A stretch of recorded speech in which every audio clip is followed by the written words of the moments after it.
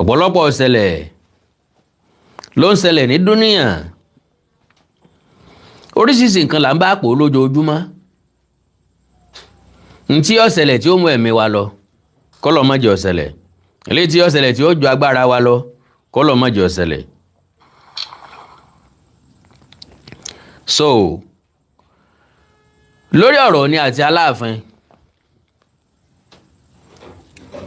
òun náà ló gbé mi wá. Bí tí ọ̀gbọ́yìn kínú ìbàjẹ́. Inú mi dùn pé mọ̀ pé mi kì í dédé wá sóde lórí ọ̀rọ̀ bí kì í bá ṣe pópe ni sí àjọ tó nírònú.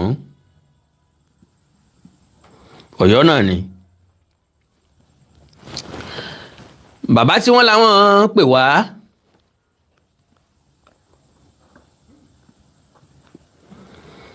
pé àwa o, gbogbo ẹni tí ń sọ̀rọ̀ lórí ọ̀rọ̀ ni àti Aláàfin, àwọn fẹ́ kó wọn papọ̀. Wọ́n lè mi ní kí n create platform, kí n háàdì àwọn. Mo háàdì wọn sí platform. Tán bá máa háàdì èèyàn kan bẹ̀ lọ́la ló kù. Wọ́n háàdì ẹnìkan kan bẹ̀. Kì í ṣe pé mo gọ̀ o, mi ò gọ̀ o. Mo mọ tí mò ń ṣe. Oríṣiríṣi àwọn èèyàn ló pè mí, Mr. Awikonko. Ẹni yẹn kàn fẹ́ mú yín lọ́wọ́ dání ni o. Káwọn ará bí ó lè láǹfààní àti mọ́ fáyà. Mo ní kán má wọ̀rí. Mo ní mo mọ tí mò ń ṣe. Pé ìwà àti sí onítọ̀hún ọ̀jọ́ bẹ́ẹ̀. Ṣùgbọ́n bó bá wá fara pẹ́ bẹ́ẹ̀. Gbogbo orin ló ní bá ṣe ń kọ. Gbogbo òlù ló ní bá ṣe ń jó. Àìsìfẹ̀lẹ̀ kébò sí. Lọ́jọ́ dàbí ẹni pé bòsí ò ṣe é jó. Bàbá fẹ̀lẹ̀ kébò sí. Ìbòsí rẹwà ó dùn ún jó. Ìbòsí o, ìbòsí, ìbòsí o, ìbòsí, ìbòsí o, ìbòsí ó dùn ún pọ̀. So, bẹ́ẹ̀ bá gbàgbé, kẹ́rì pé lẹ́yìn ìgbà náà ni mo ní àwọn ará bí ń ti wọn, àdàbà tí wọn ò ná ní à ń kùn gbẹ́, iná ń jó ẹyẹ oko ń lọ ni. Ìyẹn túmọ̀ sí pé àwọn ò sinmi. Ìmírí nírí pé ẹnìkan la kó àìsùn ọ̀ fún, ká jẹ́ kí wọ́n ó jó tẹ́. Wọ́n wá ń jó lọ, ṣé ẹ gbàgbé, mo wá ṣe kìlọ̀kìlọ̀. Ń pé báwọn èèyàn ò bá ti dúró, wọ́n sọ̀rọ̀ padà lórí ẹ̀. Tẹ́ bá wò dáadáa yóò ti fẹ́ tó bí oṣù kan. Tákàndọ̀rọ̀ Awikonko ti dákẹ́ ń bẹ̀. Brọ́dà mi, ìgbìyànjú, the effort. Ó náà kọ àpilẹ̀kọ sórí ìtàkùn Facebook. Ń pé àwọn tí wọ́n ń sọ̀rọ̀ ni lọ́yọ̀ọ́, tí wọ́n ń bu ẹnu àtẹ́lù àwọn ọba wa, pé tán bá ti sinmi, tí wọ́n sọ̀kò mọ́. Gbogbo nǹkan tó ń ṣe nípa Aláàfin, gbogbo ẹ̀ ló máa delete kúrò lórí social media. Lo and behold, gbogbo ìsàní jòbì lẹ́rọ̀. Bọ́bá kan tọ́ ya ariwo a máa gbálé gboko. Bó ń bá ṣe bẹ́ẹ̀ mi ò lè ṣe bẹ́ẹ̀. N ò lè delete nada. So, mo wá fáwọn èèyàn lásìkò. Wọ́n ó yí padà, wọ́n ó yí padà, wọ́n ó yí padà, wọ́n ó stop, wọ́n ó stop, wọ́n ó stop, wọ́n ó stop. Kàkà bẹ́ẹ̀ wọ́n tún bẹ̀rẹ̀ sí pọ́ǹpù oríṣiríṣi irọ́ síta ni. Mo wá ní ọ̀dà. Bó ni ọ̀bá ṣòro kọ àti gbé ìgbé rẹ̀ kò yẹ kó yí nígboro ẹnu. Ẹ ń ṣoògùn arẹmọ fún ni. Ká mọ̀ kọjá àyè ni ó lè gbọ́ ọmọ òun pa. Bó ń lọ ṣoògùn arẹmọ. Bóyá nú àdó lójó sí ni, bóyá sọ̀rọ̀ ni yóò sì lọ fàájà padà. Ọmọ tẹ́ fi ń sakọ́sí ni ó sì jáláìsí. ńlá fípẹ́ ni ọmọ àti wáyé ọlọ́dún gbẹ́gún ẹni ọmọ àti wáyé olùnàgún níyọ́ máa ti lọ rẹ̀. ìyẹn túmọ̀ sí pé níta bá fi jọmọdé lọ àìfi hàn lọ́pọ̀ ọgbà bá gbìyànjú tá a fi hàn àní fi lé lọ bàbá fi lé lọ àní kọ bí ó ṣe lò ó. ṣé wàá gbàgbé pé àkọ́dá oró kìí dàbí àdágbẹ̀yìn. mo kí ẹ̀yin èèyàn mi bẹ́ẹ̀ ṣe ń wọlé. wàhálà ti dààmú òní bà yín. ọ̀rọ̀ bọ́ lẹ́nu Ọọ̀ni àtàláàfin lórí ọ̀rọ̀ supremacy. kí lọ̀rọ̀ táwọn méjèèjì sọ? kí l'Ọọ̀ni sọ? kí l'Aláàfin sọ? ṣé báwọn méjèèjì ṣe sọ̀rọ̀ yóò ròkun gbàgbé àìṣèfà Awikonko. ọ̀dà mo ti gbọ́ tí o. God bless you sir, God bless you ma. sí ọ̀rọ̀ táwọn méjèèjì sọ like I said, ṣé yóò rodò yóò lọ mú mi, yóò jẹ́ kí ọ̀rọ̀ supremacy kó rodò kó lọ mú mi, àbí yóò pọnkún ni, yóò yanjú ọ̀rọ̀ ni àbí yóò tún dákun. èmi kọ́ mo kọ́kọ́ gbé jáde, àwọn ọmọ Ọ̀yọ́ náà ni wọ́n gbé jáde. Mr. Túndé Okoli, God bless you. ẹ kí mi káàbọ̀ pẹ̀lú sticker. ẹ bá ń share program yẹn. ẹ jẹ́ kó dáhùn ibi tó yẹ kó dé. ẹ bá mi pín. ẹ jẹ́ kó rìn àjò tó yẹ kó rìn.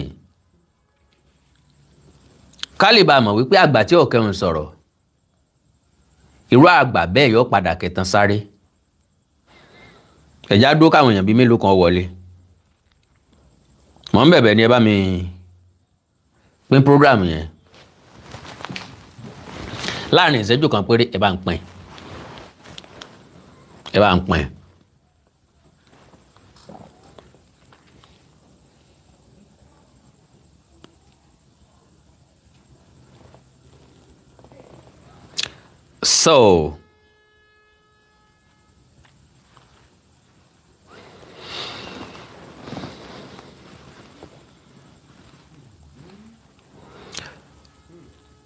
So a gbọ́ ọ̀rọ̀ tí Aláàfin sọ, a gbọ́ èyí tí Ọọ̀ni sọ, a play fídíò láti clear ọ̀rọ̀. ó wá possible kẹ́ẹ̀tì come across ẹ̀ rí tẹ́lẹ̀, ṣùgbọ́n láti jẹ́ kí Ọ̀yọ́ mọ̀ wípé ọbọ̀ ugọ̀ tinú ọ̀bọ lọ̀bọ ń ṣe lọ́wọ́. kì í ṣe pé bóyá ń tá a sọ láàmọ́ o, ọ̀rọ̀ kan tá a sọ náà lẹ́ ló lè tó dídí ìlú lọ́jà adákẹ́. kẹ́mọ́ ní lọ́kàn páwa ni mọ̀dàrú àwa ń bá ṣe jẹ́, àti wá fílẹ̀ pẹ̀lú èròǹgbà pé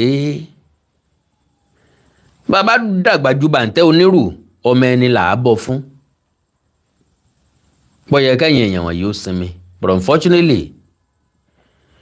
orí tí ọjọ́ bẹ̀ sísàn ò ní yé tami sí lá. bíyà ò bá sì jẹ ní ìyá ń rí nǹkan kan panu lọ́wọ́ ni, because ẹni tó pè mí ń jò ní ń tọ́jà kí n mọ̀ wípé òkú ọ̀rọ̀ mi ń bà wọ́n dáadáa ni pé wọ́n ní ká sinmi ìtàn sísọ, torí tá a bá wò dáadáa à ń expose ara wa fún ẹ̀yà míì ni. mo wá ní kò sí ń tọ́kàn ẹ̀yà míì pẹ̀lú nǹkan tá à ń sọ, bẹ́ẹ̀ ẹ̀yà míì bá dẹ̀ gbọ́ nǹkan tá à ń sọ, àwa náà ń gbọ́ nǹkan táwọn ẹ̀yà míì ń sọ.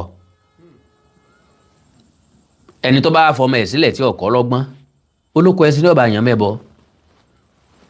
báwọn bá ti rí ní rí páwọn ò lè báwọn èèyàn wọn sọ̀rọ̀,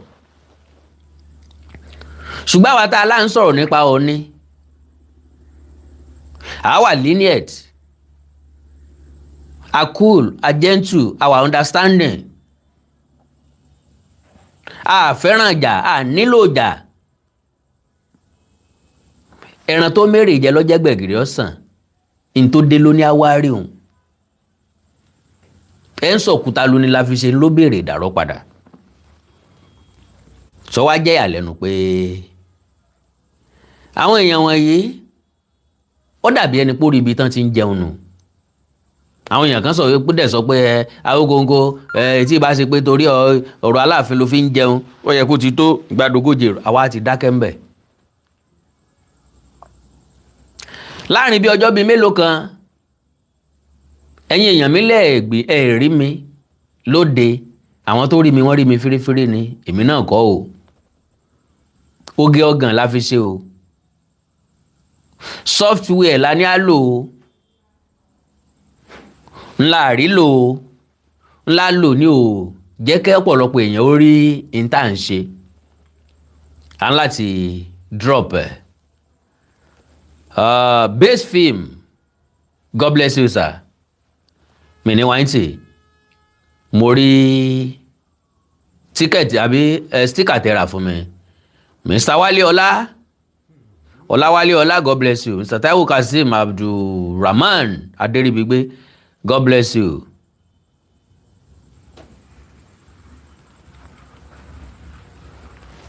God bless you sir. Now nítorí àkókò wa, ọmọ Ọ̀yọ́ tó post nǹkan, kí ló prompt mi, kí ló gbé mi wá gangan.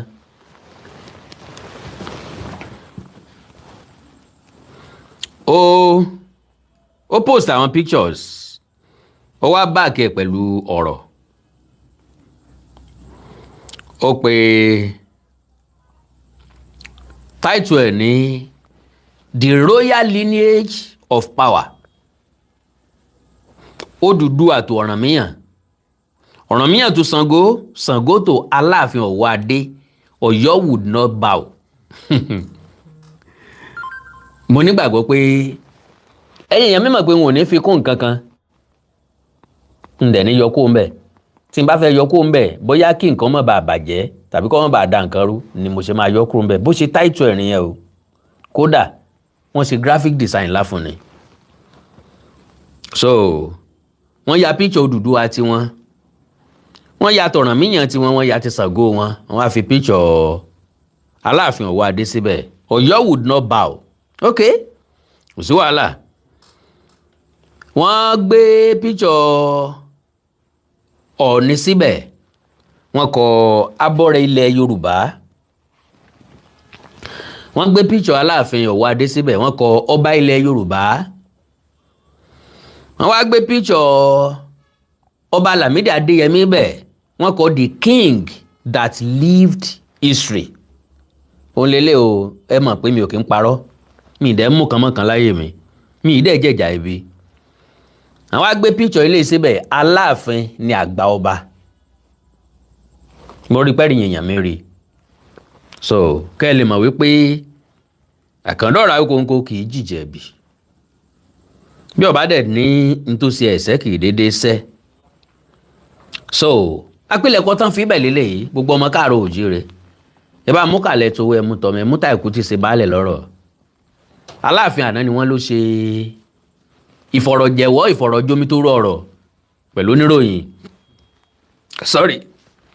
Title tí wọ́n fún Ọ̀yọ́ province was constituted on January 14, 1914, and Ife and Ijesha were all under Ọ̀yọ́ province. Ká sọ wípé ní ìsìn o, ní Ìbàdàn North Local Government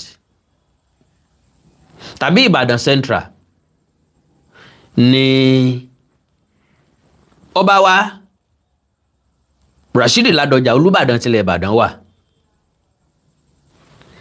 Káwa ní torí pé ní the same local government yẹn àwọn ọba míì tó bá wà ń bẹ̀ ẹrú Olúbàdàn ni wọ́n. Àbáwọn ò kì í sọba, àbáwọn ò ní tàn tiwọn. eléyìí ó kéré. Now, an excerpt from the interview granted by His Imperial Majesty Ọba Dr. Lamidi Ọláyíwọlá Adéyẹmí III, CFR, JP, LLD, the Alaafin of Ọ̀yọ́. Question: how would you describe your relationship with other prominent Obas in Yoruba land? Alaafin: very, very cordial. But there have been some controversies concerning supremacy. You see, the issue of who is supreme among the Obas is a 20th century phenomenon. Ẹ̀yin náà ti come across ẹ̀ rí. Now, no Oba can say he is greater than the Alaafin up till now.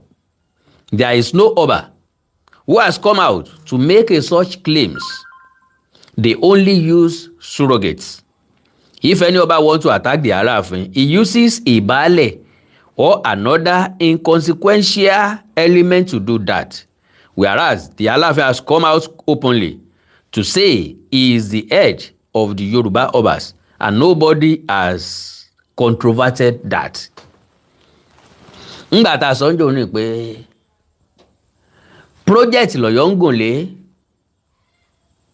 project l'Alaafin Ọ̀wọ́ Adé ń gùn lé, ntí bàbá bá ń lẹ̀ ni bàbá tẹ̀lé. Téèyàn bá wá ká wá sọ pé èèyàn bá project kan lẹ̀ tẹ́ni ò dẹ̀ nígbàgbọ́ nínú project yẹn tàbí tí ò ní interest, èèyàn máa ń ṣe ìfẹ̀sẹ́gbẹ́ kan yóò ní project tiẹ̀.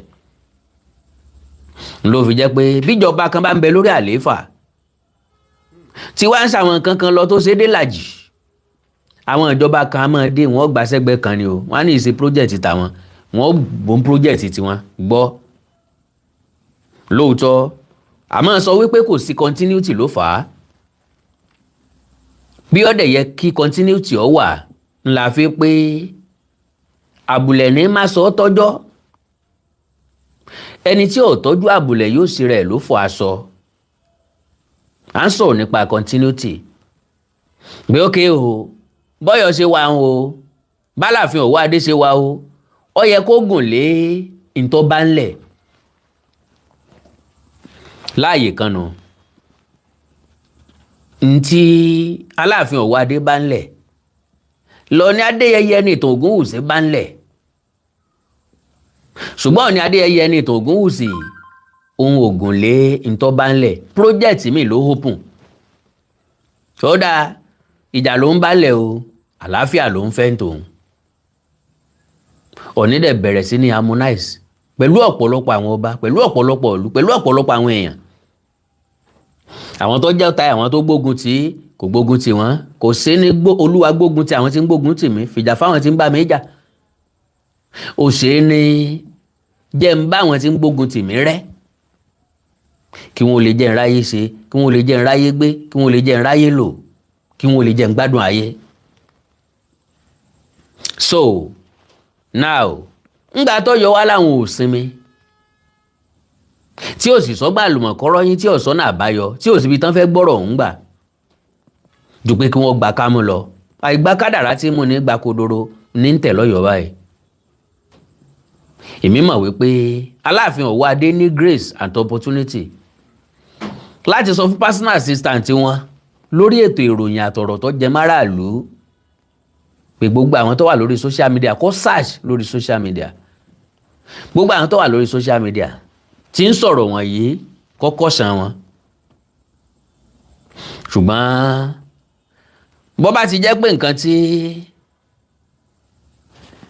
wọ́n ń ṣe ó tọ́ba lọ́rùn, ọba máa gbóríyìn fún wa ni, iṣẹ́ ó sì máa tẹ̀síwájú.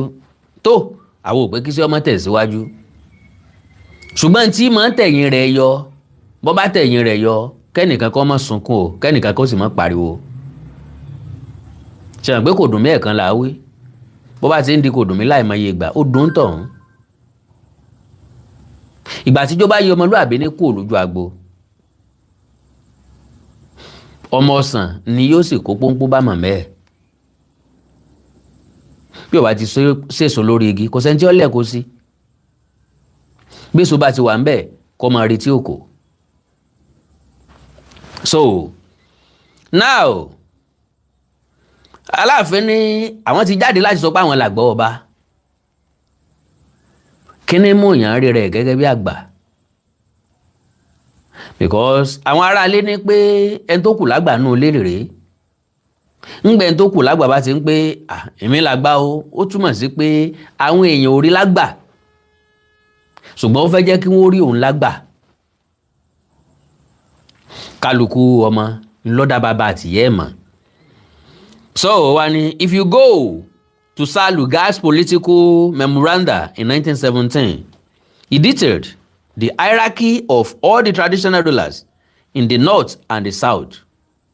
So yóò wù wá láti rí Saluga's political memoranda tọdún 1917. Mo gbéṣẹ́ fẹ̀yìn èèyàn mi tó wà ní United Kingdom. Ẹ bá ń wọnú àkàtà fún wọn.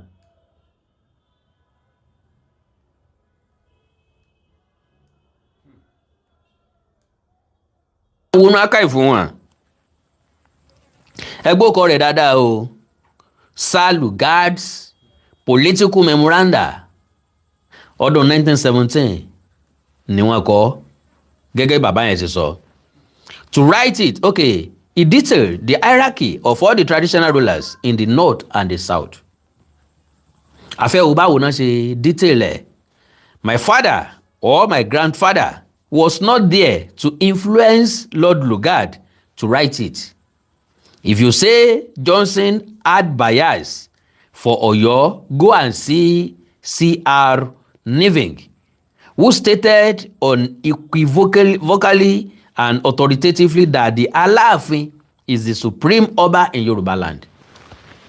Ibi tí ìyẹn ti wáyé kò yé mi, kò yé ẹ̀yin náà. Kí ló dé táwọn máìkì yìí ń lọ tán bọ̀? ń bọ̀ o.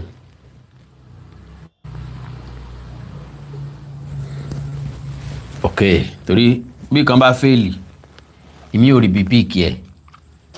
Mọ̀ tó dé tán fi ń lọ tán fi ń bọ̀ o. Bóyá nẹ́tíwọ̀kì ni o. Ok, so like I said, bàbá Aláàfin àná ní bàbá àwọn ò sí ń bẹ̀.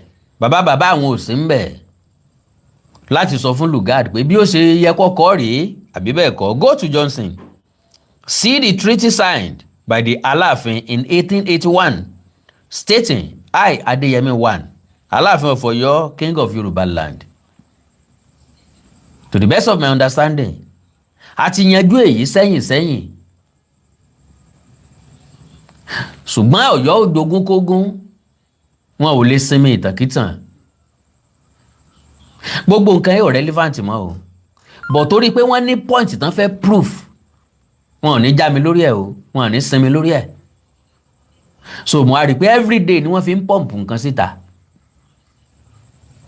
Ṣùgbọ́n tá a mọ̀ tá a fèsì sí mọ́. Ṣùgbọ́n láti fẹ́ ṣe ilé mọ́lẹ̀, à ń láti fèsì sí. Now, only go to Johnson, see treaty signed by the Alaafin àti sọ yẹn, àti mú treaty jáde àti sọ gbogbo ẹ̀. In his letter to the British in 1881, during the intermixing wars, he wrote, Hi, King of the Yoruba land. Ta ni ẹ? Ta ló ń play bẹ́ẹ̀ yẹn? I, King of the Yoruba, there is no dispute over that. I have challenged them to a debate at least for 10 minutes. But they have run away because the facts are there. Somebody wrote recently that the first settlement was ruled by the first Alake. Do you believe that? That the first settlement of Yoruba was established by Alake, who was established in 1830. Question: do you believe the history of Yoruba started in 1830? Alaafin, the first Alake in Abeokuta Okunkenu was a Sagbua a chief of Alaafin, go to the book Egba and Her Neighbors. To God be the glory. Egba and Her Neighbors. Ó wà lọ́wọ́ mi. Ọwọ́ mi ti tẹ ilé yẹn o. Written by an eminent professor of history, Professor Saburi Biobaku. Page 15, he wrote that the Egba forest laid within the remotest part of the Alaafin Empire, and how the Alaafin superimposed his authority over the Alake and all other Egba traditional chiefs is acknowledged. Ìyẹn túmọ̀ sí pé Alake ìgbà náà, torí ibi tí Ẹ̀gbá wà ní ìsìn kọ́ l'Ẹ̀gbá wà tẹ́lẹ̀tẹ́lẹ̀, Alake ìgbà náà ibi tó ń kọ́kọ́ tẹ̀dó sí ó lè jẹ́ surrounding Aláàfin, kì í ṣe ibi tí Ẹ̀gbá wà ní ìsìn. So tá bá wá ń sọ̀rọ̀ nípa Aláàfin, à ń sọ̀rọ̀ nípa, tá bá ń sọ̀rọ̀ nípa Ọ̀yọ́, à ń sọ̀rọ̀ nípa Ọ̀yọ́ Empire, because Ẹ̀gbá eléyìí ti wà síwájú Ọ̀yọ́ Àtìbà. Ká sọ pé 1830 ni wọ́n bẹ̀rẹ̀ Ẹ̀gbá eléyìí, wọ́n bẹ̀rẹ̀ Ọ̀yọ́ Àtìbà ní 1837 mọ́ 1838 bá ń lọ. So túmọ̀ sí pé Ẹ̀gbá senior Ọ̀yọ́ Àtìbà. Ẹ̀gbá lójú òpó tí wọ́n ń tọ̀ ju Ọ̀yọ́ Àtìbà lọ. Ẹ̀gbá ló lórí ju Ọ̀yọ́ Àtìbà lọ. Ẹ̀gbá sarajọ ju Ọ̀yọ́ Àtìbà lọ. Ọ̀yọ́ Àtìbà lọ kẹran mérò kí ló lè bá a pọ̀ torí agbára tó fẹ́ gbà. Àwọn Ẹ̀gbá ni wọ́n sùjọ sójú kan. Lọ́jẹ́ kéde wọn jọra, lọ́jẹ́ kéde wọn bára mu, lọ́jẹ́ kí wọn bára mu, lọ́jẹ́ kí wọ́n máa lọ́mẹ̀lọ́mẹ̀lọ́.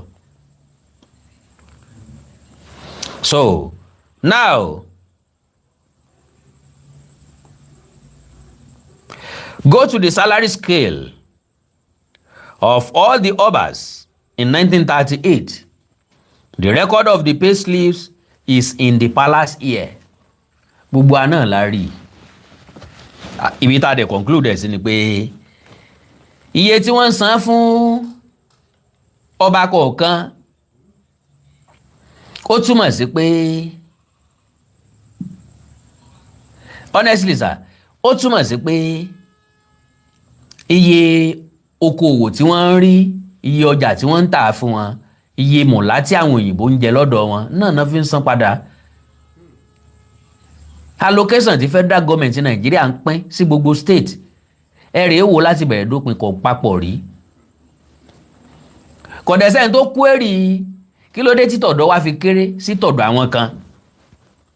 Torí federal government ó sọ fún pé resources tá à ń rí ń bẹ̀ ojú tọ̀dọ̀ yín kílẹ̀ yín tà fún wa. Nínú àwọn ìlú tó kéré, Èkìtì ń bẹ́ẹ̀ Ọ̀ṣun ń bẹ́ẹ̀ kí wọ́n generate l'Èkìtì, kí wọ́n generate l'Oǹdó, kí wọ́n generate l'Ọ̀ṣun internally. So likewise bó ṣe rí láyé ìgbà náà nù. Báwọn òyìnbó ṣe ń rí owó, bọ́n ṣe ń bá wọn gbowó, wọ́n bá wọn gbà sákọ́lẹ̀, ráwọn ajẹ́lẹ̀ kí wọ́n bá wọn gbowó orí, bọ́n ṣe ń rówó orí gbà á sí ni wọ́n ṣe ń san padà fún àwọn ọ̀gá àwọn tí ń bá wọn gba owó, èyàn àwọn ọba.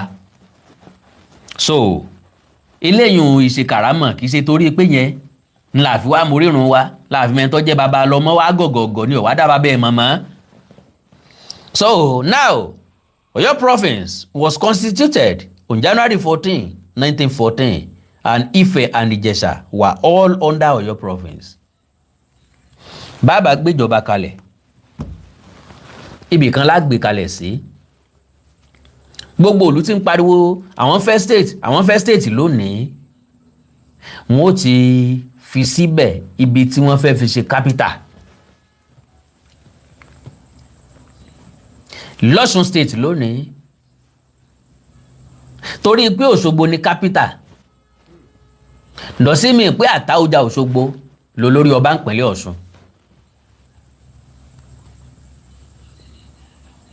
Àkúrẹ́ ní capital, dọ̀símì pé Déjì Àkúrẹ́ ju Òṣèmọ̀wé Oǹdó lọ, dọ̀símì pé Déjì Àkúrẹ́ ju Ọlọ́wọ̀ lọ, because point tán fẹ́ proof kò yé wa, kò dẹ̀ sọ̀rọ̀ nu point tán fẹ́ proof, torí gbogbo ẹ̀ ló ní lànà àtètò.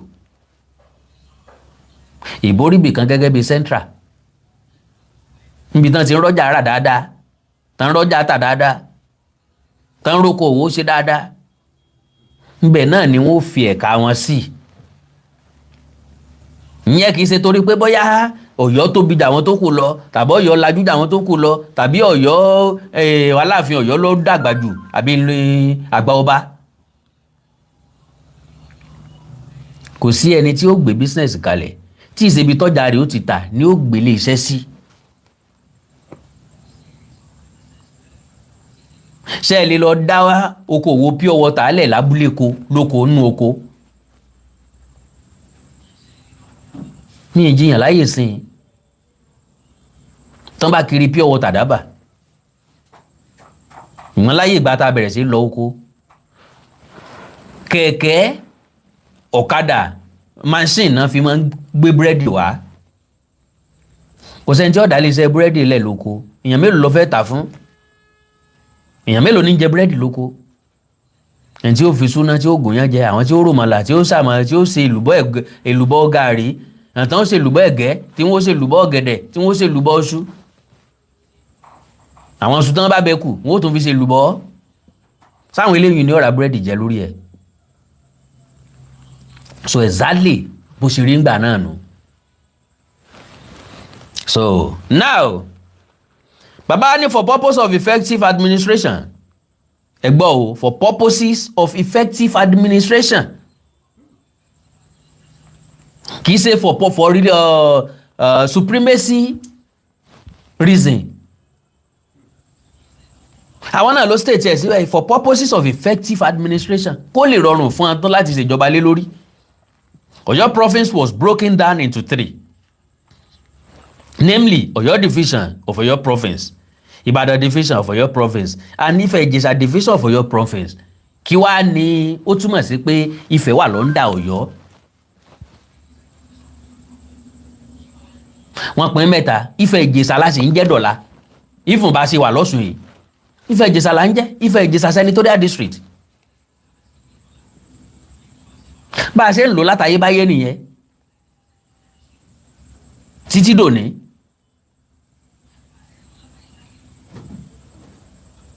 so now ṣé yẹn wá ti túmọ̀ sí pé Ifẹ̀ àti Ìjẹ̀ṣà wà lábẹ́ Ọ̀yọ́, Ọ̀yọ́ Ìwó ń bẹ, sọ́yọ́ tó dé lẹ́yìn nífẹ̀ àti Ìjẹ̀ṣà wà lábẹ́ wọn. okay o, and principal Obas in these areas were designated district heads. kí ló dé tí wọ́n wá designate Aláàfin kó wá head Ìjẹ̀ṣà, tàbí kó wá head Ifẹ̀, tàbí kó wá head Gbọ̀ngán, tàbí kó wá head Ìkirè? point táwọn èèyàn fẹ́ prove kò yé mi. in Ìbàdàn, the Olúbàdàn was the district head of Ìbàdàn. Ọọ̀ni was the district head of Ifẹ̀. So what are you now talking about? Ngbọ́n náà ti wá wà lábẹ́ yín. Ọ̀ràngún was the district head of Ìlá and Ọ̀wá was district head of Ìgbómìnà. The Alaafin was the paramount head of the whole province in ranking. láàyè ìgbàwó láago mélòó táǹtò bẹ́ẹ̀ kò ṣẹlẹ̀ rí. Aláàfin ò district head nǹkan kan gbogbogbò rárá kò wáyé rí. tó bá wáyé inú ibi tó ti wáyé, mo challenge ẹ̀yin Ọ̀yọ́, ẹ mú jáde fún wa inú ibi tó ti wáyé. kì í sẹ́yìn lẹ́yìn lọ fọwọ́ kọ́ o, ẹ̀já rí pó jáde pó wà ní archive pé Aláàfin ni district head. The Alaafin was the paramount head of the whole province, and in ranking the Arẹ̀mọ, who was the crown prince of the Alaafin, was the district head of Ọ̀yọ́ province. 20 district courts were opened for the 20 districts in the province, and the Alaafin never sat in any of district courts but at the court of appeal over the 20 district courts. ẹjá béèrè lọ́wọ́ Ọ̀yọ́ pé nígbà tí Aláàfin wá jókòó sí court of appeal, kásì ẹ̀ pé lóòótọ́ ni ẹjọ́ wo ni wọ́n gbé wá látọ̀yọ́, ẹjọ́ wo wọ́n gbé wá láti Ìjẹ̀ṣà, ẹjọ́ wo wọ́n gbé wá láti Ilé-Ifẹ̀, ẹjọ́ wo wọ́n gbé wá látẹ̀gbá, ẹjọ́ wo wọ́n gbé wá láti Ìjẹ̀bú, ẹjọ́ wo wọ́n gbé wá látọ̀tà, ẹjọ́ wo ni wọ́n gbé wá láti Oǹdó, ẹjọ́ wo wọ́n gbé wá láti Èkìtì tó jẹ́ pé Aláàfin ló sọ̀fẹ́. Yóò wá láti mọ̀ bó bá jẹ́ pé lóòótọ́ o Aláàfin wọn fi ṣe district head o gbogbo wọn o àbí paramount head gbogbo wọn. Ọ̀yọ́ parọ́ ju nǹkan míì lọ. Aláàfin ni district ni paramount head kò dẹ̀ jókòó sí kóòtù kankan tán create rí. Meanwhile wọn inú kóòtù tán tó ti ń head náà gbà lọ́wọ́ ẹ̀ náà gbé fún Bọ̀dé Thomas. What are you talking about? Kí ló yẹ tí rọ́bà yẹ yín jẹ́ báyìí? Ogún tẹ́ ẹ fẹ́ jẹ tẹ́ ẹ lérí jẹ tẹ́ ẹ kàn tanra yín tẹ́ ẹ kàn parọ́. When there was a problem between Ife and Ijesha, ìyẹn náà máa fẹ́ rìfà sí, Sir John Macpherson asked the Alaafin to intervene. Ńgbà tọ́rọ̀ wá ṣẹlẹ̀ láàrin Aláàfin Olúbàdàn àti Ṣọ̀ún. Ta ni gómìnà àgbà náà pè? Ta ló wá bá? Kì í sọ̀rọ̀ ní àtọwọ́ Òbòkun ni. Yorùbá ní bẹ́ẹ̀yàn méjì bá ń jàjàkú akátá ẹnì kẹta ni ó làjà. Wọ́n tún wá ní àìsí ẹnì kẹta ńlèèyàn méjì fi jàjàkú akátá. Bẹ́ẹ̀yàn méjì bá ń jà ẹ̀ńtọ́ bá rí pó súnmọ́ wọn tàbí tó sì kẹta náà lápè pé báwọn èèyàn yìí sọ̀rọ̀ àwọn èèyàn ní báwọn sọ̀rọ̀ náà ó sọ fún wọn pé jà ò yẹ ọmọ èèyàn náà ó.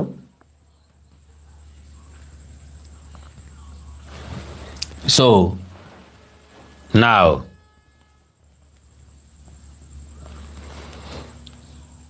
as the Alaafin to intervene, the Alaafin sent Ààrẹ Ìlúgbòhùn and Alápinni and a number of Ọ̀yọ́mèsì to go and adjudicate the boundary fixed by Alaafin at Enuowa still subsist till today.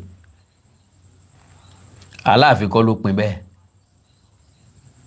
Ìjọba àsìkò ìgbà náà ló dá sí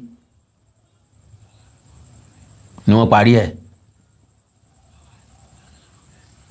Because Aláàfin ò ní authority lórí Ilé-Ifẹ̀ rí. Débi tí ó wá pàṣẹ pé bẹ́ẹ̀ ṣe rìn rè o bẹ́ẹ̀ ṣe ṣe lélẹ̀ o irọ́ bọ̀yọ́ jẹ́. Ìjọba àsìkò ìgbà náà ló sọ pé ibi ní kẹ́ ẹ fi sàálà.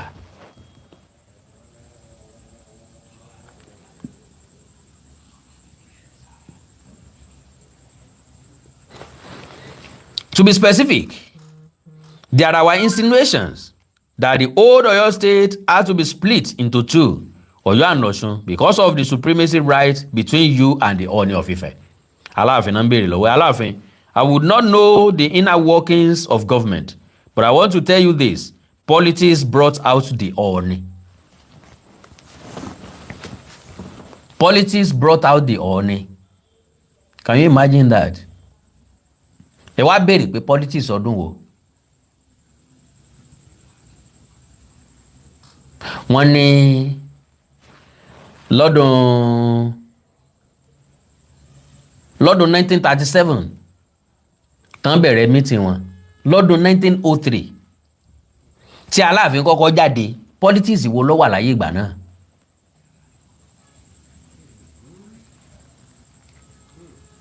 Tálàfin ló bá wọn dá síjà Àkárìgbò Rẹ́mọ àtẹlẹ́pẹ̀.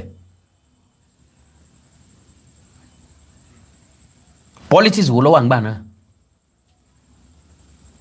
Because as far as I'm concerned 1903 wọn ò tí ì bí Ọbáfẹ́mi Awólọ́wọ̀ 1909 ni wọ́n bí.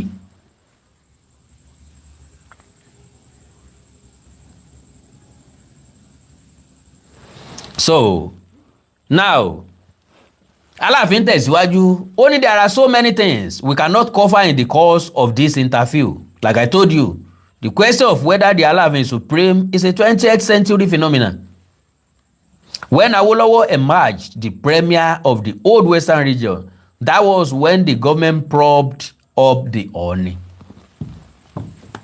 Àtúnwá béèrè ní 1937 tẹ́jọ́kò pàdé lọ́balọ́ba lọ́yọ̀ọ́ fọ́tò yín wà Ọ̀ọ̀ni ló preside ńgbẹ̀ ṣe ń bàdàn Ọ̀ọ̀ni ló preside, ńgbẹ̀ ṣe ń Bẹ̀ní Ọ̀ọ̀ni ló preside, ńgbẹ̀ ṣe ń Jẹ̀bú Ọ̀ọ̀ni ló preside, ńgbẹ̀ ṣe lẹ́gbà Ọ̀ọ̀ni ló preside, ńgbẹ̀ ṣe ń Ilé Ifẹ̀ Ọ̀ọ̀ni ló preside. sáwọn Awólọ́wọ̀ náà wọ́n ṣe bẹ́ẹ̀ 1937 1938 1939 1940 1941 ilẹ̀ yìí kápò.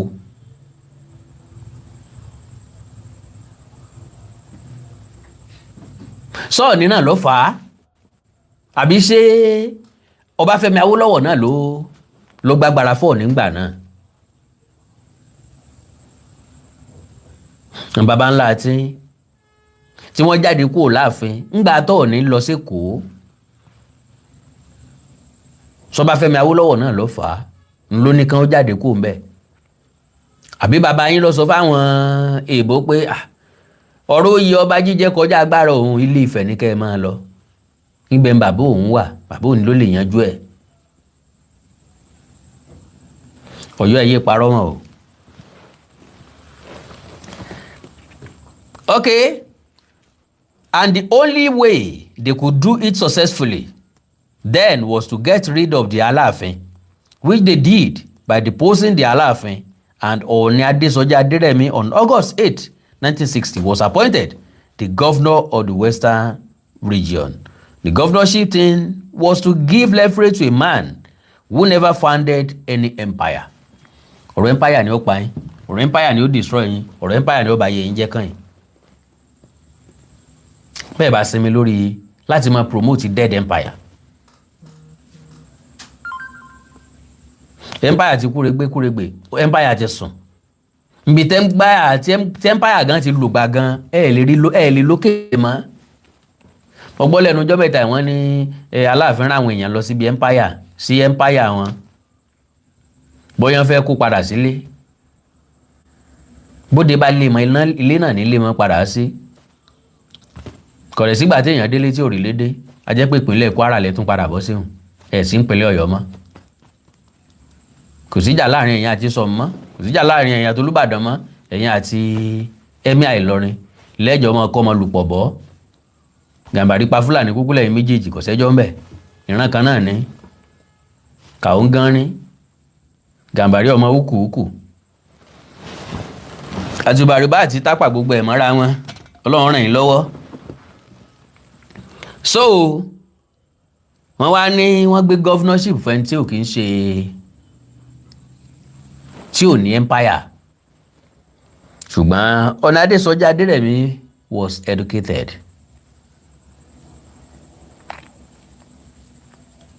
Aláàfin mélòó ló kàwé ńgbà náà tí wọ́n fi hàn jẹ governor? Kí lẹ̀ exposure wọn? Lẹ̀ exposure wọn?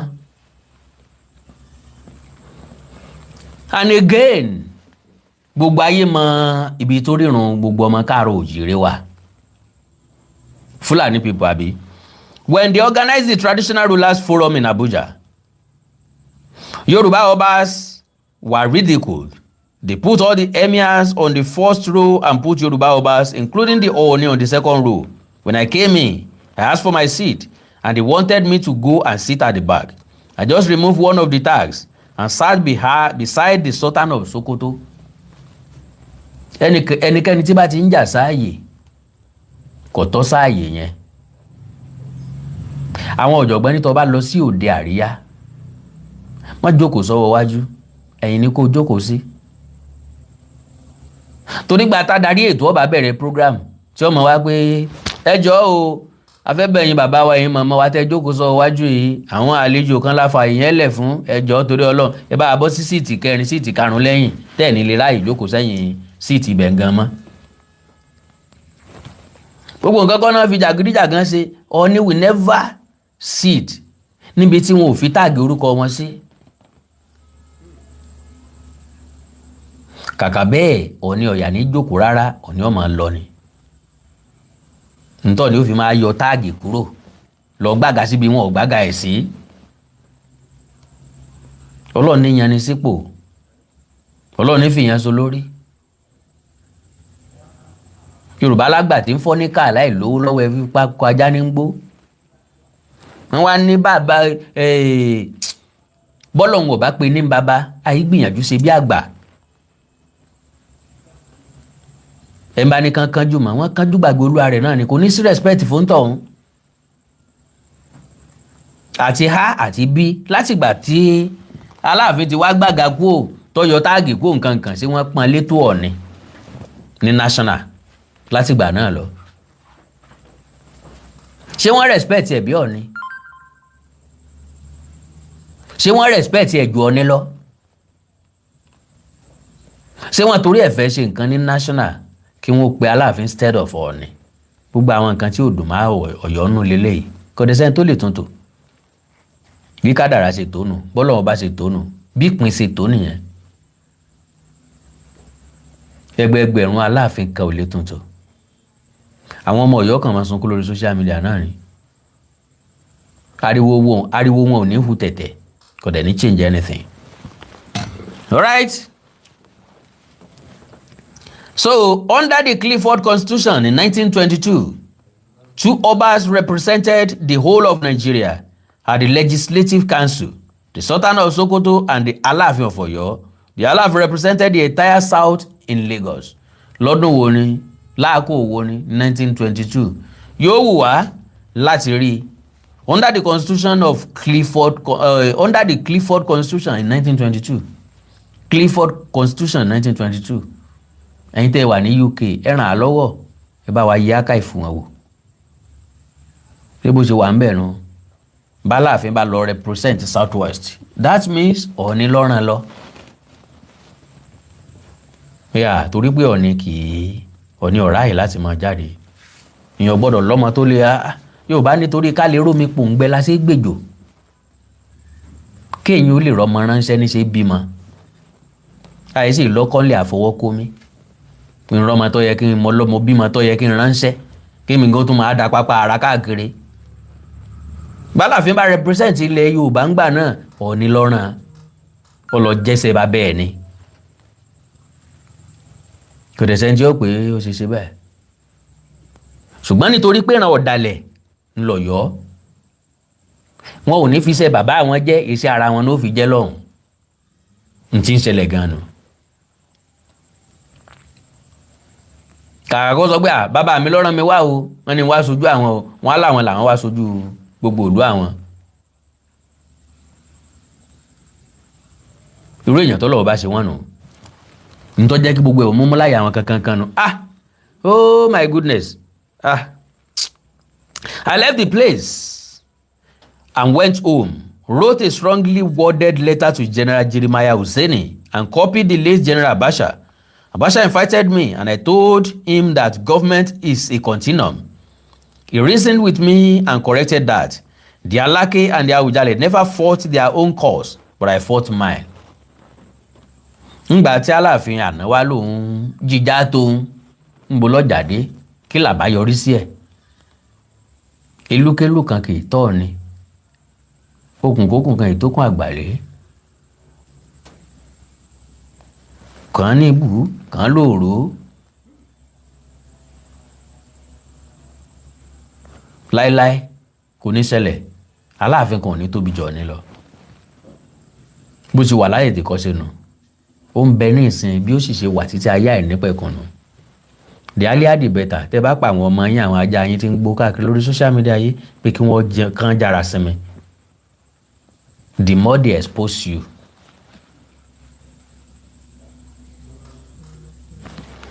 So when they asked us for a meeting in Abuja, they asked us to bring our aides for hotel accommodation. The emirs will bring about 8 and they put them in suits while they reserve 2 rooms for me. I just packed to one of the presidential suits. Àyè tó tọ́ s'Aláàfin wọn fún ó fi rẹ̀ sáàyè tí ò tọ́ sí. Torí pé àwọn ìjọba ò rí bẹ́ẹ̀ Ọọ̀ni ni wọ́n rí bẹ́ẹ̀. Ọọ̀ni náà prepare suit fún yàrá méjì tó tọ́ s'Aláàfin wọn fi ilẹ̀ f'Aláàfin.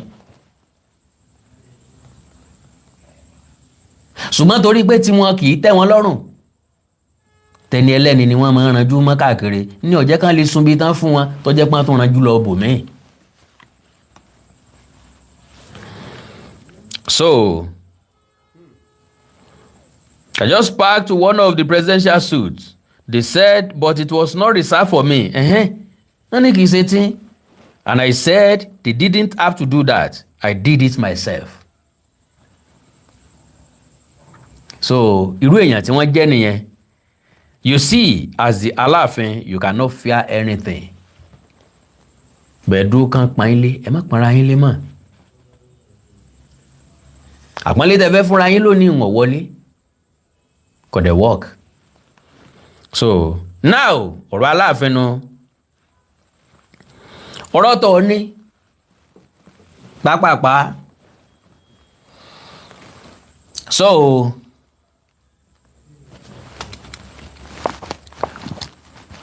Ọọ̀ni sọ pé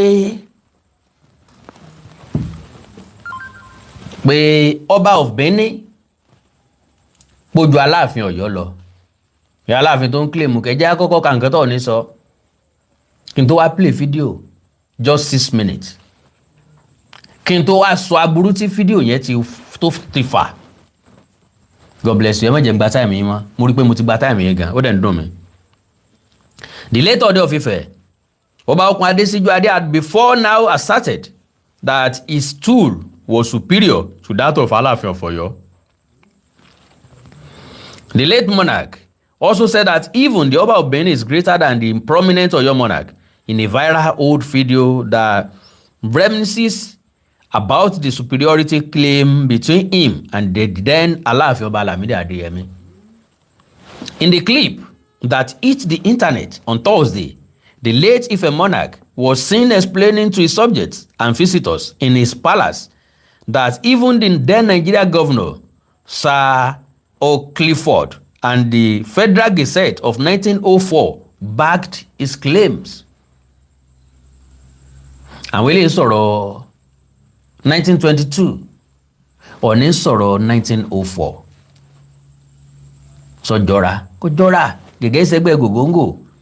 Now, in 1924, during the Prince of Wales, Edward VIII visit to Clifford, he noted that the governor faulted the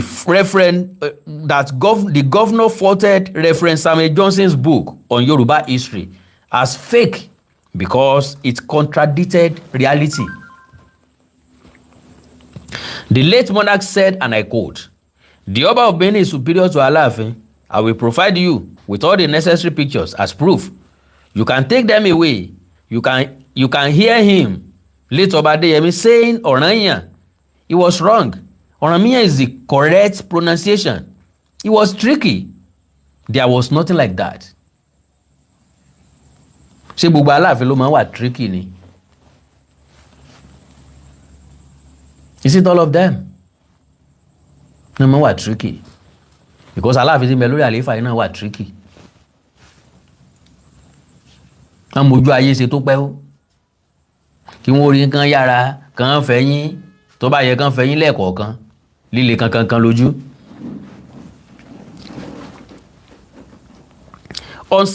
He said, and I quote, "On Samuel Johnson's book that you said the Nigeria governor in 1924, when the Prince of Wales was visiting, the governor said Johnson's book is fake. He said Johnson was an Oyo man who wrote a book to boost the ego of his people.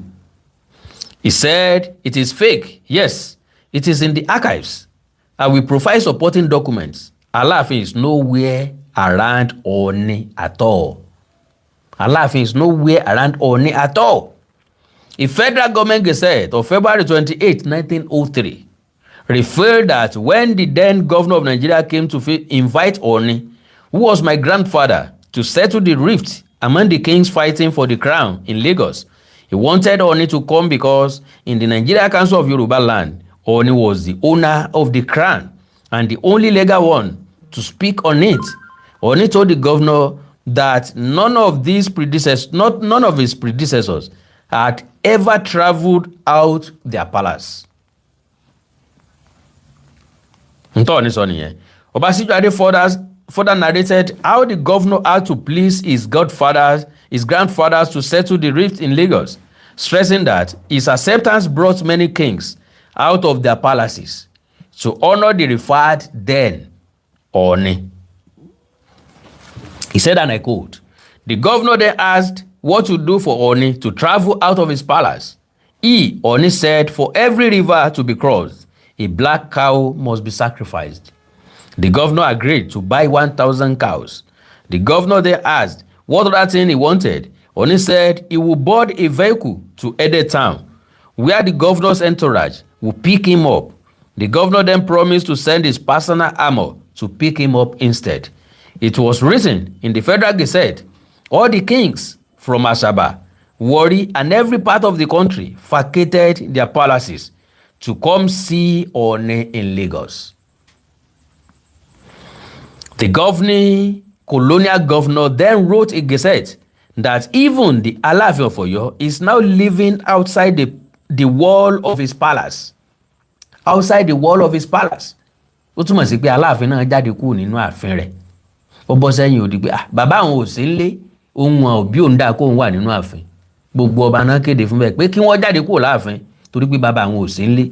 Kí wá ló wá mú àwọn èèyàn òfò jáde nísìnyí. Àwọn argument tí ò nídìí, àwọn ìjà tí ọ̀wọ́ tiẹ̀, àwọn ìjà téèyàn ò lè ṣẹ́gun. Okay. Living outside the walls of his palace. That then, the governing colonial governor then wrote a gazette that even the Alaafin of Oyo is now living outside the walls of his palace. They didn't return until it was announced that Ohun was back in his palace. Have you ever seen Ohun sit behind Alaafin in all the old pictures I'm showing you? So ti rọ Ohun tó jókòó sẹ́yìn Alaafin rí nínú gbogbo fọ́tò tí mo fi hàn. So now ilé Yorùbá òun ẹja wá play fídíò yẹn kí n wá sọ wàhálà tí fídíò yẹn bí fẹ́ni tó interview Ohun. Ètò kan wà tẹ́ máa ń gbọ́ lórí Africa Magic Yorùbá tẹ́lẹ̀tẹ́lẹ̀ nígbà náà Agogo Ayọ̀.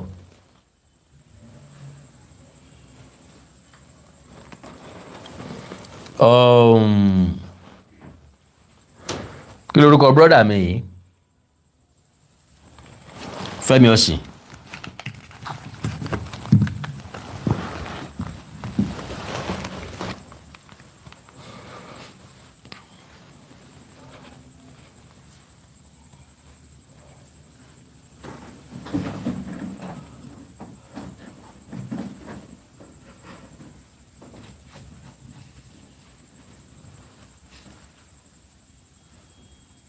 Ẹ má bínú.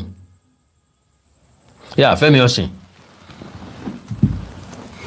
Ó ní ó ṣe interview yẹn fún Ohun nígbà yẹn. Alaafin ló stop program Agogo Ayọ̀. Mo bóyá ti gbọ́ rí lórí African Magic. Ó kọ lẹ́tà sí multi-choice. Ó sue Fẹ́mi. Ó ní kàn suspend the program ẹ̀ pé Fẹ́mi wà bias. Sẹ́nìkan kan sue àwọn ọmọ Reverend Samuel Johnson ń pé story tọkọ wà bias. Ó lè kọ́ wá gbọ́ side of the story tó náà. Ẹni ẹlẹ́ni ò fẹ́ controversy. God bless you sir, God bless you ma. Ẹni ẹlẹ́ni ò fẹ́ controversy. Ẹlòmíà sọ wípé Mr. Awikonko nǹkan kan wà tó yẹ pé kẹ́ tó sọ ó yẹ kẹ́ gbọ́ tapá kejì. Ṣé mo sọ fún pé mo fẹ́ balance story ni? Mo fẹ́ gbèjà yẹn ni kí n wá balance story. Tán bá yàn jẹ tẹ́ẹ̀dẹ̀ fẹ́ gbèjà ẹ̀ tẹ́ wá lọ ń béèrè lọ́wọ́ ẹni tó yàn jẹ. Ṣé bọ́rọ̀ tó bá dùn ni ó sọ, tó bá dẹ̀ ti sọ̀rọ̀ tó dùn ẹ̀ láǹfààní àti sọ̀rọ̀ yẹn mọ́ because yóò sọ pé òun sọ ti side story tó náà. Ngbà tẹ́ bá sọ tàkọ́kọ́ bóńtọ̀ bá lọ́rọ̀ láti sọ yóò jáde síta yóò sọ side tiẹ̀. Bọ́n ṣe máa ń ṣe nìyẹn. Àwọn journalist rédíò àti TV àwọn ni máa ń balance story torí pé ọ̀rẹ́ làwọn ń wá. Wọn ò kì í ṣe activist. Ọ̀rẹ́ wọn ń wá.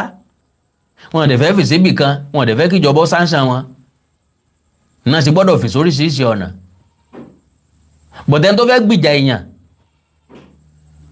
wọ́n nà mọ́mí ẹ so tó bá débẹ̀ ó kọ́kọ́ máa béèrè ẹjọ́ ni ìwọ náà ọkọ̀ wò ń tàn ní ó kọ́kọ́ wà ń tàn lé ìkànnà lójú ọkọ̀ọ̀kọ́ kó gbàjúbò ńgbà tó bá kẹjọ́ tó bá rò náà lọ́wọ́ sọ pé at the end of the day náà kò sí bó ti wù kọ́ jẹ́ kò yẹ kó ọ̀nà mọ́ mìmí. ńgbà tí wọ́n náà tán nà yá rẹ̀ tó wá débẹ̀ ọ̀yà ò kí n má mi ṣe kẹ́ tó máa nà wọ́n ẹ sì lè máa nà yá mi.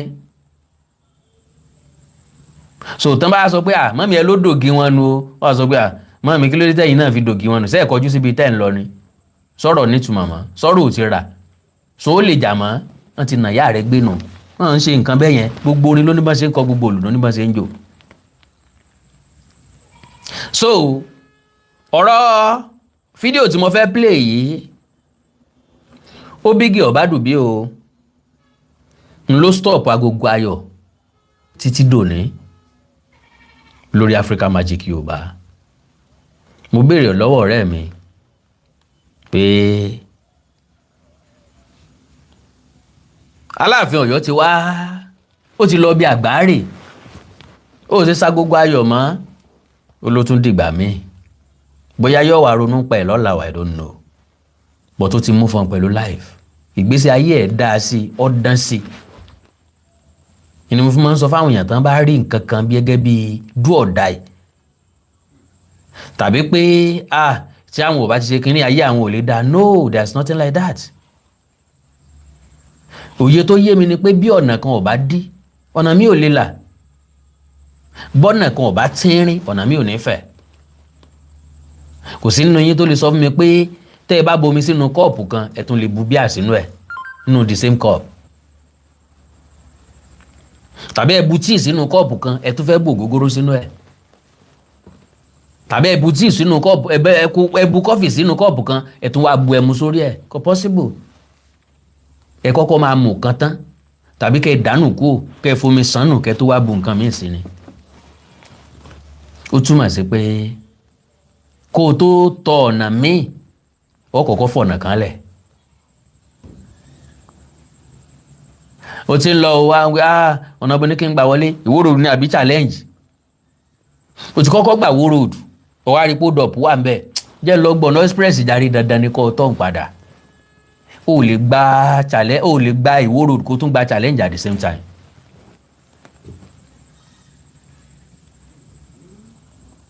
Fẹ́mi Ọ̀sìn drop agogo ayọ̀ lóòótọ́ but rí ló padà já sí fún ọ̀nà míì tó tún ń tọ̀ ọjọ́ náà tó dáa jù bẹ́ẹ̀ lọ. I won't say much about that. but Fẹ́mi ò lọ sẹ́yìn rárá gíga tá a bọ́jọ́ ń lọ̀rọ̀ rẹ̀ alénibáre lọ́lọ́run fi Aláàfin àná ṣe fún nígbà tá a bá pè yàn bàbá tó dijú mọ́rí bẹ́ẹ̀ tọ́tọ̀ ọmọ lókònù because of what? Because of mere interview. Why can't you call the guy? Hello àwẹ̀ o mo gbọ́ interview tó lọ sí ń fẹ́ o tó ṣe pẹ̀lú ọ̀ni o wá sí tọ̀dọ̀ mi náà gbọ́ tọ̀dọ̀ mi ọ̀yá wá gbọ́ tọ̀dọ̀ mi náà ìyẹn ń jọ̀rọ̀ bọ́ bá dẹ̀ ní mi ò lè wá o ẹ̀ dẹ̀ wẹ́lò míì náà ẹ̀ ṣe interview pẹ̀lú ẹ̀ pé ọ̀dà o ń tẹ́ni sọ ni mo fẹ́ debunk kò rí bẹ́ẹ̀. There is grace and opportunity for every one of us to say his or our own side of stories at any time. Ẹnìkan sọ̀rọ̀ ẹ láì dáa ọ̀rẹ́ ló láǹfààní àti debunk ẹ̀ pé kò rí bẹ́ẹ̀ instead tó fi mọ bóńtọ̀ ń jà. Ṣùgbọ́n àwọn kan tán bá fi ilé ẹjọ́ halẹ̀ wọ́n fọlọ́pàá halẹ̀ ìgbàdógójì rò wájà.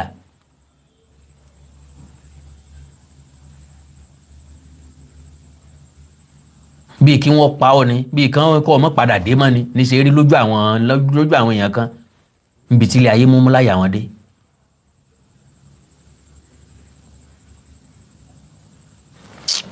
ok ẹja gbọ́rọ̀ Ọọ̀ni tí Ilé Ifẹ̀. ìkànnì fún yìí ló wà tani fún wa láàrin ẹ àtàlù wà ní ọwọ́ fi. Fẹ́mi ló ṣe interview yìí Fẹ́mi ni bàbá Ọọ̀ni àná Ọbọ̀kun Adésíjú Adé ní kí wọ́n lọ gbé fírémù ńlá wá kún ìnọba ìlú èbó ó wà láàrin wọn Ọọ̀ni wà ń bẹ̀ Aláàfin wà ń bẹ̀ Aláké wà ń bẹ̀ Àwùjalẹ̀ wà ń bẹ̀ Ọba Benin wà ń bẹ̀ nígbà náà ni bàbá ń sọ pé bó làwọn jókòó sí bó ń Queen jókòó sí ìbò wà láláàfin yín jókòó sí. ẹ̀ẹ́dẹ̀ ló ń bẹ̀yẹn. Bẹ́ẹ̀ni, Queen bẹ́ẹ̀ni. no ọ̀nìrì Ọ̀nìrì sá. Queen ni Bẹ́ẹ̀ni sá. Sultan ni Bẹ́ẹ̀ni sá. igbákejì wọn ní north ni ṣé ọ̀bọ̀nù Aláàfin yìí ni. kódà lẹ́yìn ṣé ọ̀bọ̀nù ńlá láàfin tó ráàyè dúró.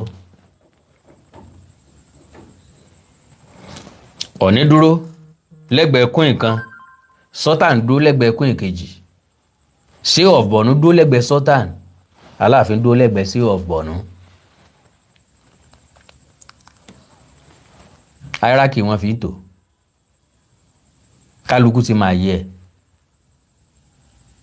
àtẹ̀ntọ́ tẹ́ lọ́rùn àtẹ̀ntí ọ̀tẹ́ lọ́rùn ẹni tí ó bá sì tẹ́ lọ́rùn ni ò ní sí ń bẹ̀. gbogbo ìgbà náà tálàfin wà ń bẹ inú Aláàfin kì í dùn. inú Aláàfin yìí dùn pòsíṣàn ní gangan ní ń wù wọ́n. Ọlọ́run dẹ̀ rí wọ́n ńlẹ̀ kò gbé fún wọn. Fọlẹ́ ni ó lórí ńlá gbórí fún orí aládé ládé yẹ. kò sí máa fún ẹ máa gbé fún yín kẹ lọ máa yá lọ́hùn. Ọba wolo tọ́jú àlejò tọ́jú ilé. Wọ́n fẹ́ máa fi fóònù yá ó ní nóò ń gbé fún yín ẹ máa gbé lọ ní ẹ lọ máa yá ńgbà tẹ́ bá débi tẹ́ ń gbé lọ. Lórí aládé. kò sí tó ń jẹ́ bẹ́ẹ̀ yẹn. Ṣé ọmọ arúmọ rẹ̀? àwọn kí ló dé bẹ́ẹ̀ sọ ṣáàpù lábẹ́rẹ́ yẹn. Ọba wolo. fún ìlú ọba nìyẹn. Aláàfin tó wí nìyẹn. àwọn ìlú wa nìyẹn.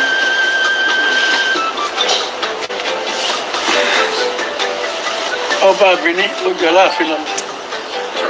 ní bàbá sọ ọba Benin ó ju Aláàfin lọ. Oòduà.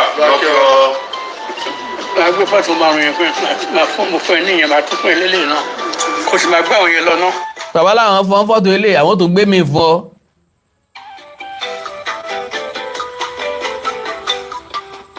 ibi ọ̀rọ̀ mi yàn fúnra rẹ̀ tó ń pariwo wàá rí kó Ohun ń lo ọ̀rọ̀ yàn kò sí tó jẹ́ ọ̀rọ̀ yàn ọ̀rọ̀ mi yàn ló wà.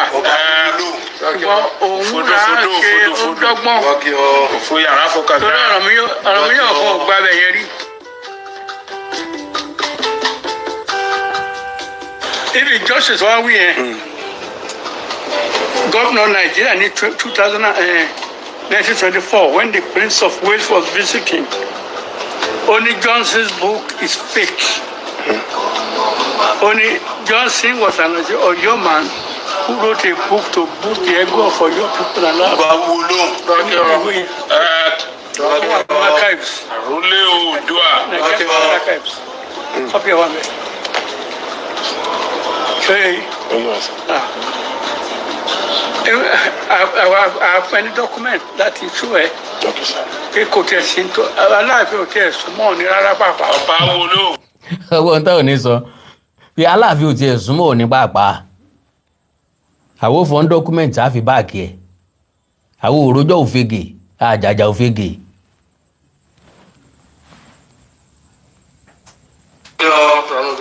nígbà tó ní sí gómìnà Nàìjíríà 1903 wo ọmọdé fún mi ní gazette Federal Gazette. wọ́n lọ mú Federal Gazette wá ẹ má jẹ́ kí n fi léyìn gba táìmù yín mo ti play ẹ̀ mo ti ka nǹkan tí wọ́n sọ nínú fídíò mo ti kà ní text bẹ́ẹ̀ bá wò dáadáa á bèrè lọ́wọ́ ara wa pé do we need all this? Honestly we we don't. ṣùgbọ́n ẹni tí ń pè ọ́ dákẹ́ bọ́ bá lọ ń gbàgbọ́ ya etí rẹ̀ ọkàn wulẹ̀ dì ní. àwọn èèyàn yẹn wọ́n ń pè mí because gbogbo àwọn nǹkan tán ṣe wọ́n fi ń pè mí ni wọn ò sì dákẹ́ èmi wá fetí pilàbà mo ṣe bí ẹni pé mò ń gbàgbọ́ ya ń gbé tí fẹ́ di ni mo jáde yìí ń gbé tí ó di ni mo bọ́ ta ẹ̀ àná Olódùmarè ní fi ń sílẹ̀ o wàhálà àti ìdààmú bíi ti wù kó kéré mọ́ kò ní jẹ́ ìpín yín o mi mọ̀ o bóyá mo rí èèyàn kan àbí èèyàn méjì tó ní interest láti pè sórí ètò kó tó di pé wọ́n máa lọ +234 904 851 9362 +234 904 851 9362 tàbí +234 915 147 9599 +234 915 147 9599 nọ́mbà méjì tẹ láǹfààní àti pè sínú.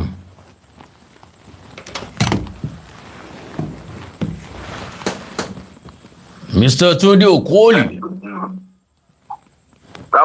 Bàbá o. Ó ga. Ṣé wàá pa? First of all, my brother, mo appreciate the way ṣe ń try láti maintain ọmọlúwàbí ètò pẹ̀lú àwọn Ọ̀yọ́ àti Ọ̀wádé. Ṣé ọ̀pẹ́ yìí gan lẹ́kọ́sùn wa?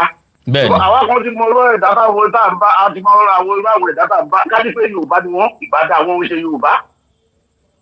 Oúnjẹ Yorùbá àwọn Fúlàní bá mọ̀ pé wọ́n Fúlàní àti Bàbá ló wà lágbọ̀dọ̀ bẹ́ẹ̀.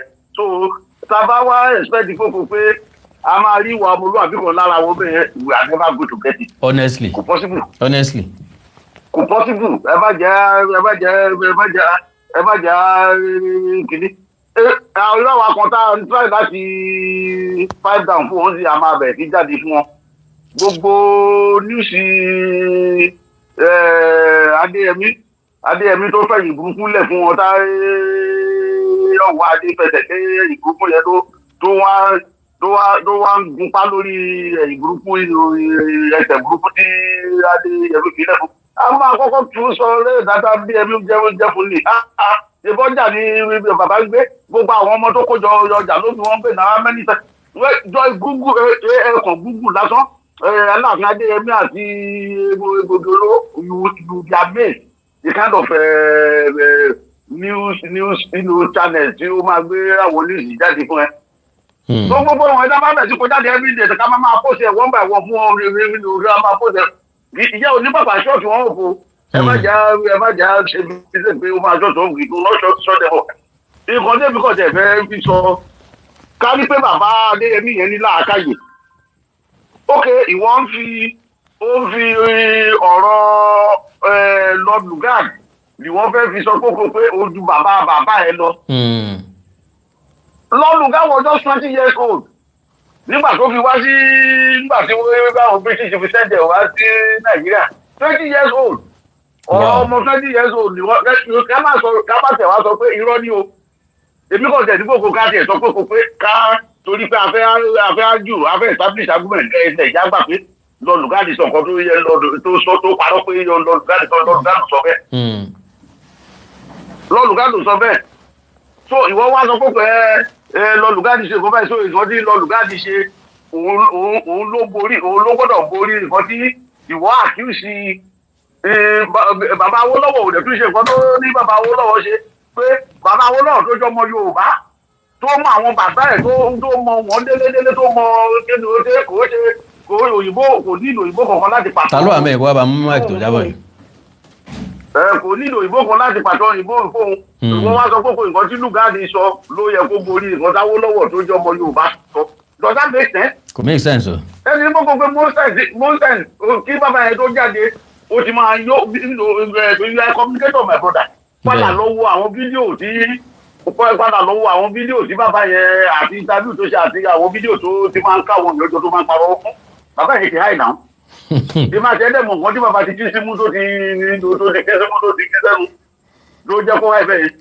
Wọ́n á rí gbogbo ìwọ̀sán tí wọ́n ń dún lọ́dún sí nínú láti háì ó ti máa ń láti gba kìnìún ẹ̀yẹn yóò kó ló di pé ó máa bọ́ sí àdínú tó kó ló di pé á bọ́ sí iwájú máa sọ àwọn ọ̀rọ̀ kátàkátà tó máa sọ yẹn tọ́rẹ̀ ò ní kórìlé kò jẹ́ ọmọ wọn gan gbọ́dọ̀ máa pàtó àwọn ìtàn rádaràdá tí bàbá yẹn pa lẹ́nu tó pa báwọn Ọ̀yọ́ táwọn Fúlàní báyẹn tẹ̀ ọ́ wà ń gun pálé lórí ókè o tẹ bá mọ̀ pé ókè o ṣèbí ẹgbà Adéyẹmí gbọ́ ní kò wá dé ilé náà wá dé fi ṣe gàràgàrà yìí ìbá lọ Ifẹ̀ kó lọ rán Ọọ̀ni iṣẹ́ ní kó jẹ lọ rán iṣẹ́ wò. tàbí náà.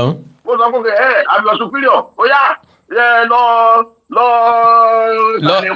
Ìbàdàn no kọ́ má lọ Ìsàlẹ̀kó ti jìnnà jù lọ Ìbàdàn lọ bólúbàdàn kẹ́ lọ sí kíní ìwá fún mi. lọ sọ bólúbàdàn gba kíní kó lọ bá ń fún kó ní pé mo ní kó wá rí mi o káwo bó ṣe fẹ́ rí fún.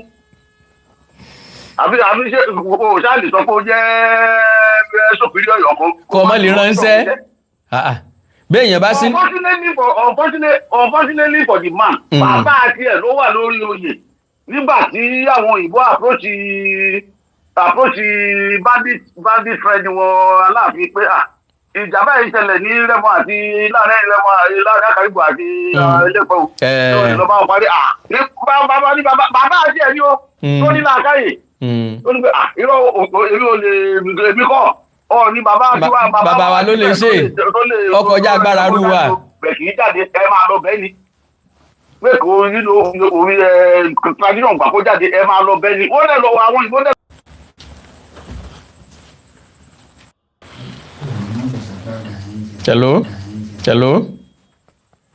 hello. ẹ káalẹ́ sà. ẹ kú ọjọ́ mẹ́ta o. yes sir. Awikonko là ń bá sọ̀rọ̀. bẹ́ẹ̀ni.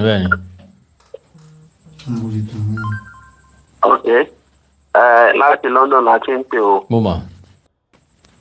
Òfúrọ̀lá lórúkọ mi ò Ṣẹ́gun Ọláwálé. ó máa tàn mẹ́rin tó bá ti sẹ́yìn pa. all right.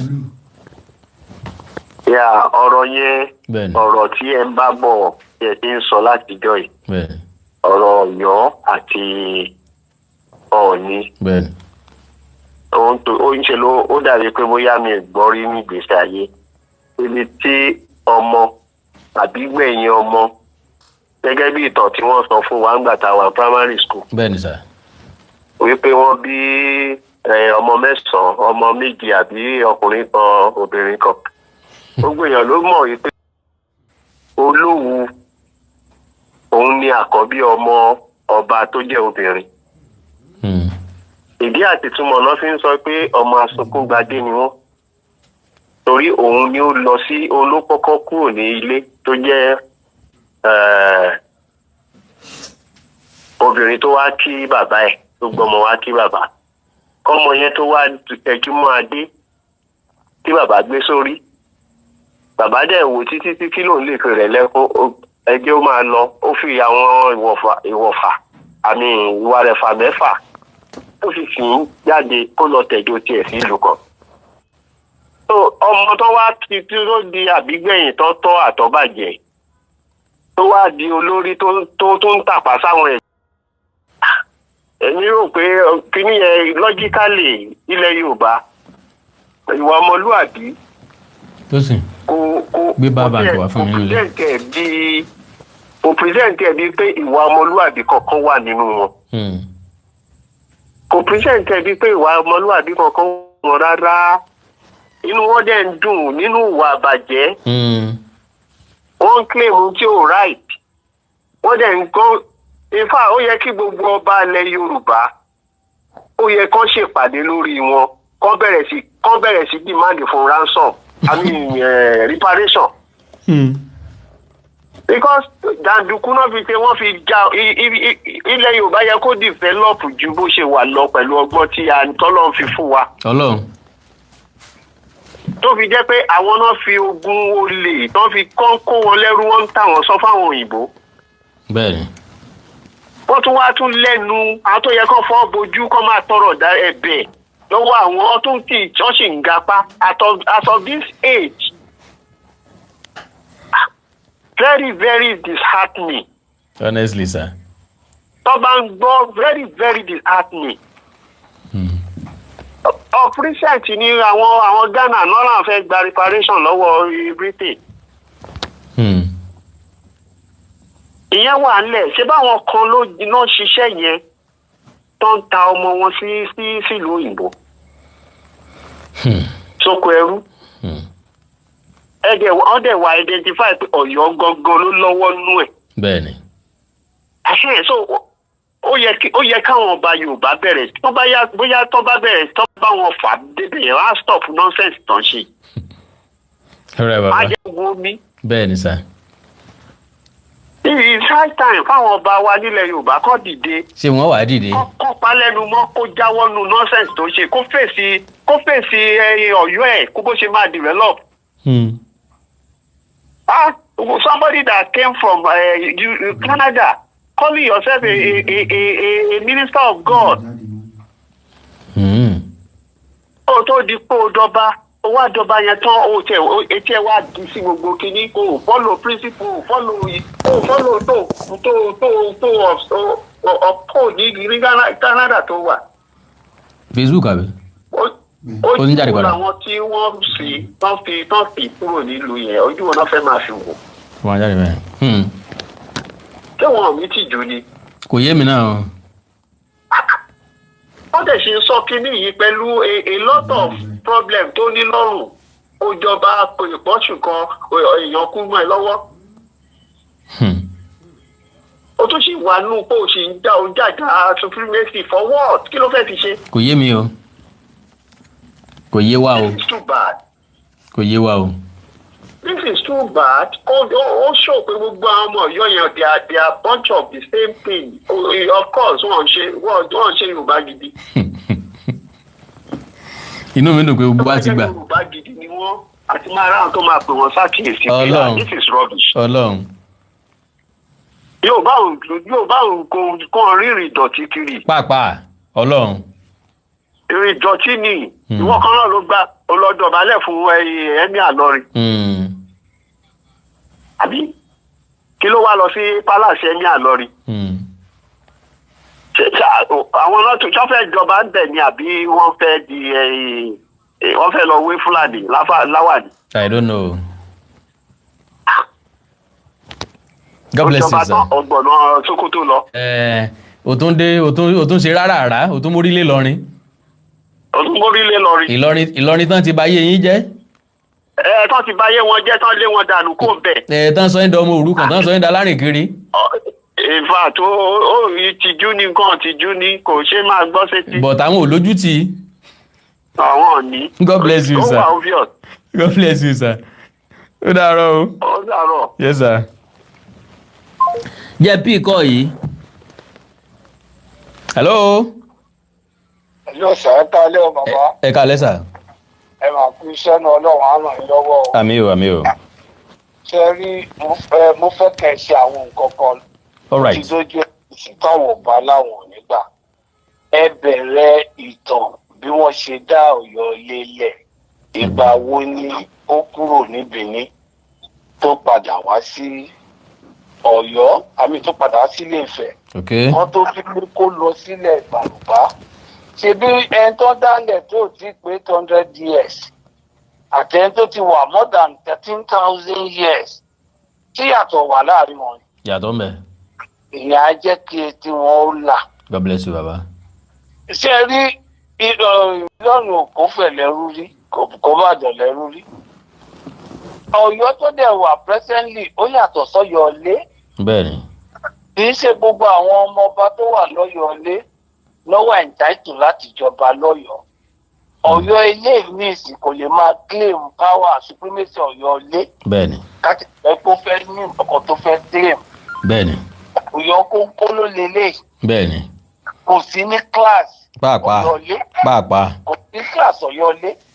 Kò wà entitled sí gbogbo nǹkan tó tẹ̀ ń fún yẹn rárá.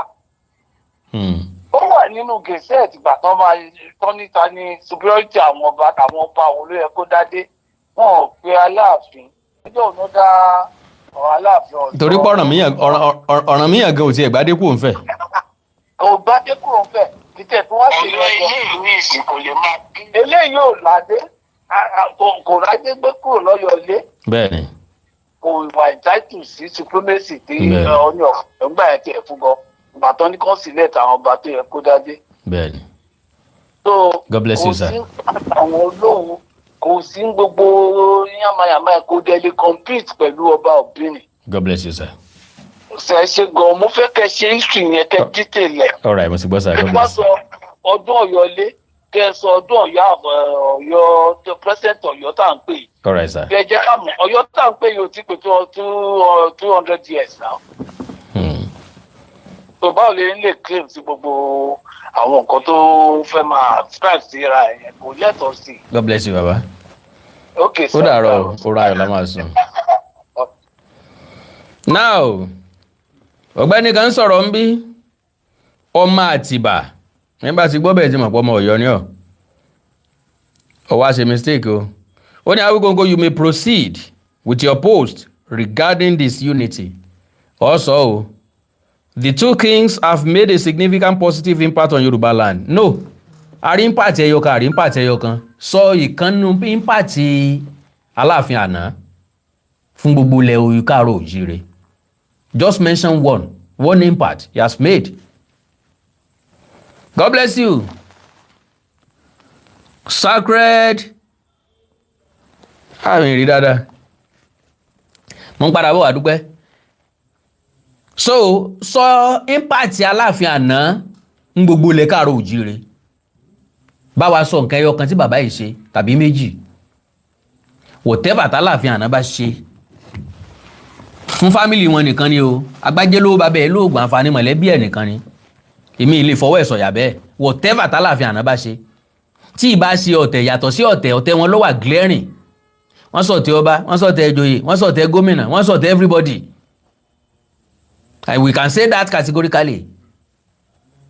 So wá sọ impact wọn ní Yorùbá land fún wa. Kí náà ṣe? Kí náà mú bá wa? Jùjàngbà àti wàhálà lọ.